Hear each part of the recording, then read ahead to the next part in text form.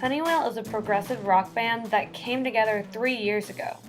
The four members met while attending the University of Georgia and claimed the Athens music scene had quite the impact on them.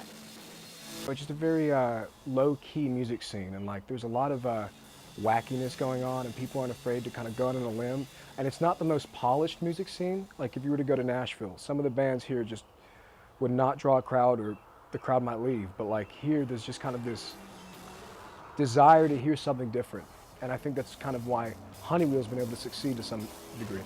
After asking every member of the band how they experienced their music, they all had the same answer: vinyl. I like listening on vinyl because you can kind of really just focus on the music. It's like its own activity almost. Rather than having it passively in the background, you really have to pay attention, especially if it's like a double vinyl with the two discs. You gotta flip them 4 times or whatever, and I don't know, I love it. I just kind of like to sit back in my bed and listen to albums all the way through.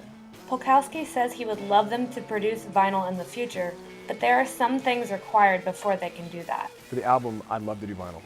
I'd love to put the time and effort into it. I think that for it to be worthwhile, you have to have enough music to fill it up. You got to make sure the quality of the music can shine on vinyl, and you got to put a lot of push behind it because it's a lot of upfront costs. So if you're going to put that much money into it, you're hopefully going to be able to sell it over time. Honeywheel meets at least 3 times a week to practice and plan to take their band further than just a college town band. I think we definitely understand that there's a difference between, you know, wanting to just play music and wanting to succeed in playing music, and we definitely are driven to be not just, you know, one of these Athens bands that just play during, you know, the time that they're in school here and then just kind of peter out after graduation, but like, you know, actually take it somewhere.